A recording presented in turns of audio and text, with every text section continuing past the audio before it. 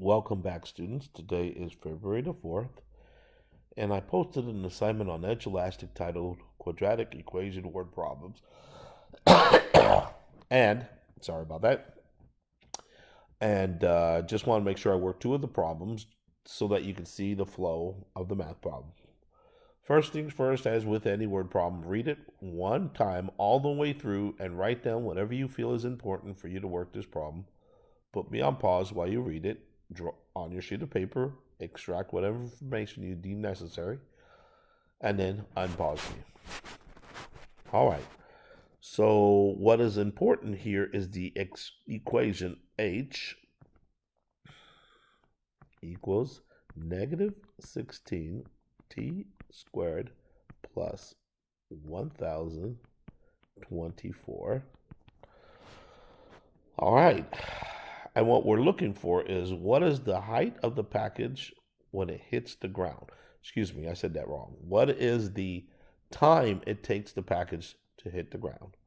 Well, if that's the case, what's the height at ground level?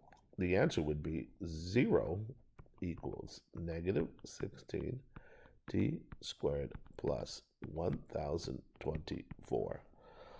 All right, let's see if I can get this color to work here. It is equal to 0. We are going to go ahead and find A, B, and C. So write A equals, B equals, C equals. Okay, put me on pause. You find A, B, and C, and then unpause me to see if you did it right. All right. A is negative 16. B is 0 because there is no B. And C is 1024. All right. We're going to try to make, first of all, A needs to be positive or a positive number bigger than 1. So we know we're going to factor out something that is negative. So I'm going to put parentheses here and a negative here. Now, I need to figure out what's my GCF, so let's factor out 16. I got 1, 16, 2, 8, 4, and 4.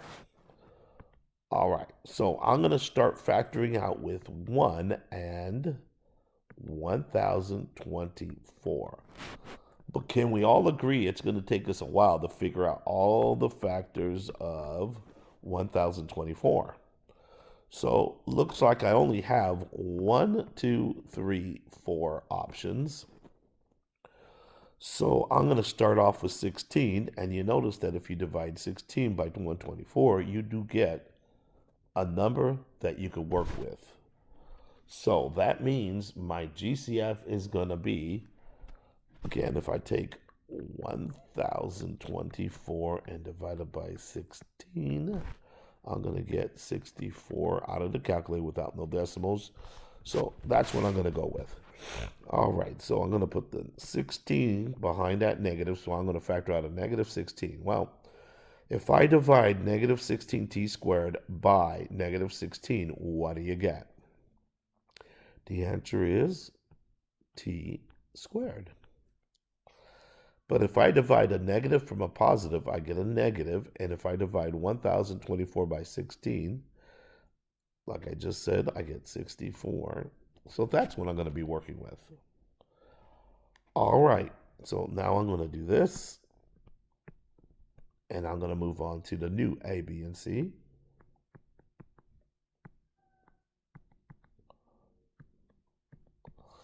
And I'm going to play the same trick again. So this time A is 1, B is 0, C is 64. Now I could spend a little while finding all the factors of 64, but I need to create 0. And the only way to create 0 is with two numbers that are the same with signs that are opposite. So think about 64. What times what, where the two numbers are the same, equals 64? The answer is 8 times 8, where one of them is negative and one of them is positive. And yes, this means this is a perfect difference of squares. So now I know I'm going to do this. T and T. Over here, I got -8 and +8, which means now I have 0 equals -16, parentheses, T minus 8, parentheses, T plus 8. And I'm ready to start zero product property. So if I do 0 equals -16, let's all agree that doesn't make any sense. So it's an arbitrary answer.